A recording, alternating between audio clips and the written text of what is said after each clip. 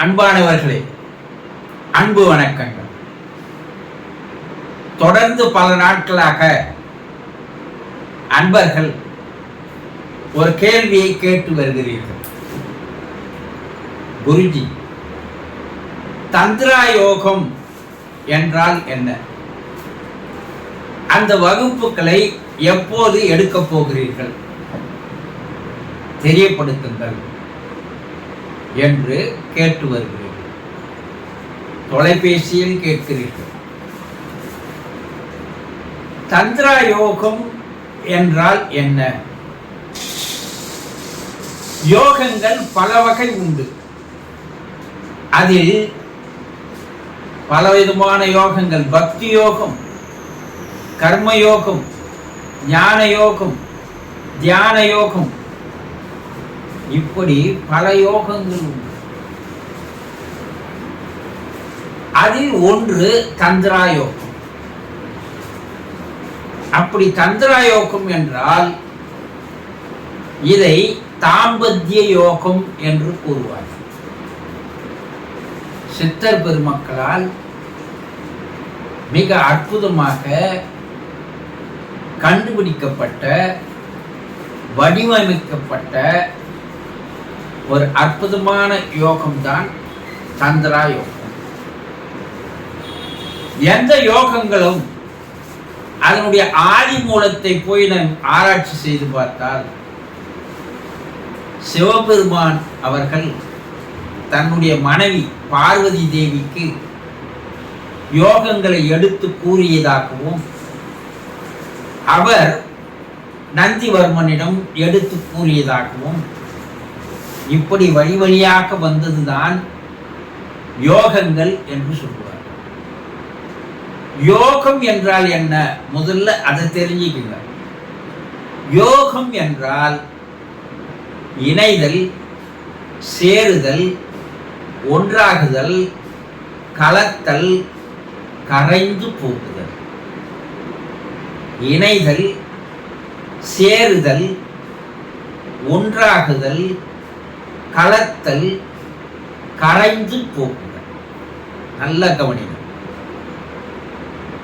மனிதன் தன்னுடைய ஆன்மாவை இறைவனுடைய பேரான்மாவோடு கலப்பது, இணைப்பது, சேருவது, ஒன்றாகுவது, கடைசியாக கரைந்து போவது.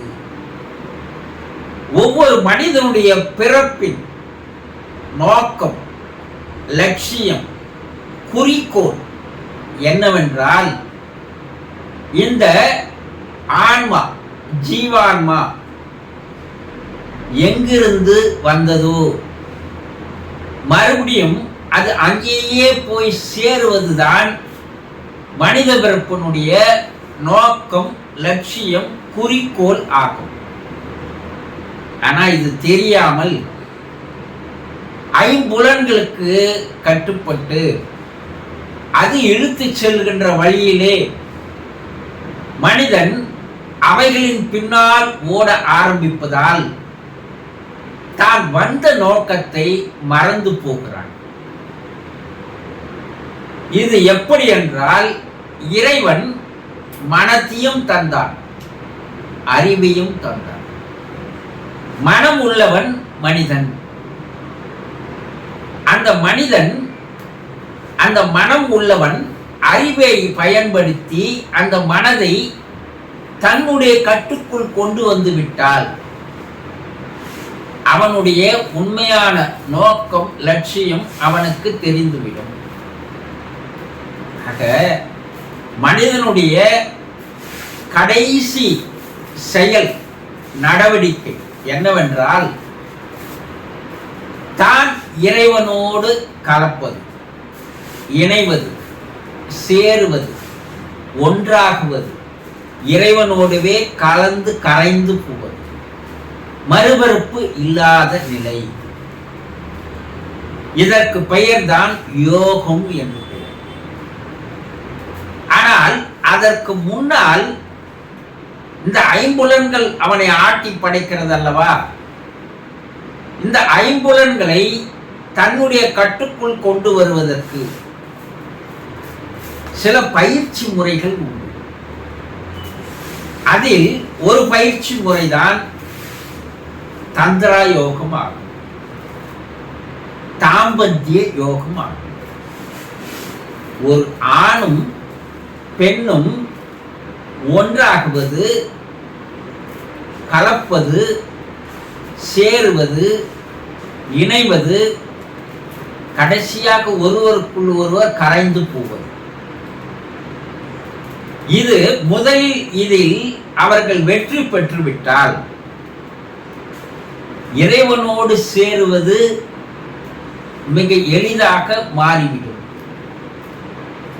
இதை அடிப்படையாக வைத்துத்தான் சித்தர் பெருமக்கள் ஒரு முழுமையான, நிறைவான, பரிபூரணமான ஒரு இன்பத்தை ஒரு மனிதன் அனுபவித்து விட்டார், அதற்கப்பால் இருக்கின்ற பேரின்பத்தின் மீது அவனுக்கு நாட்டமும் ஆர்வமும் வந்துவிடும்.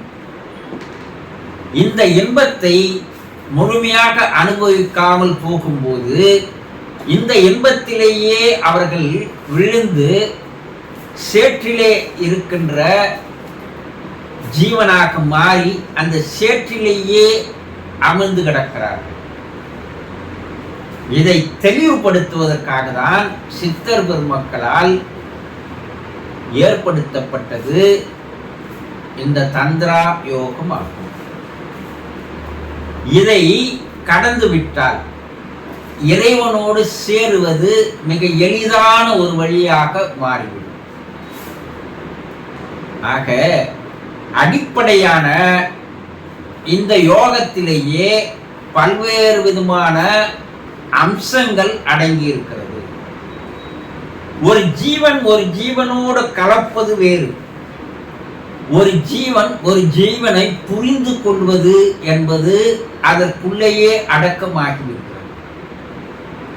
ஒரு கணவன் மனைவி ஒருவரை ஒருவர் புரிந்து கொள்ளுகின்ற, ஒருவர் மீது ஒருவர் அன்பு பாராட்டுகின்ற, அரவணைக்கின்ற, பாசத்தால் நெகிழச் செய்கின்ற அந்த அற்புதமான ஒரு பயிற்சி தான் இந்த தந்திரா யோகம்.